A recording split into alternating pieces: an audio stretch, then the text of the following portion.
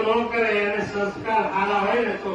સંસ્કાર બરાબર જીવાય અને 20 વર્ષનો થાય અને વણથી થાય તાર તો સંસ્થાએ લઈ જાઓ તો સંત એને વ્યંજન ઓરડીમાં પૂરી સદબોધ દીધાત કરે 1 મહિના સુધી દે ને અને છૂટો કરે ને એવો 5 કિલો હતો સદગુરુ સુધી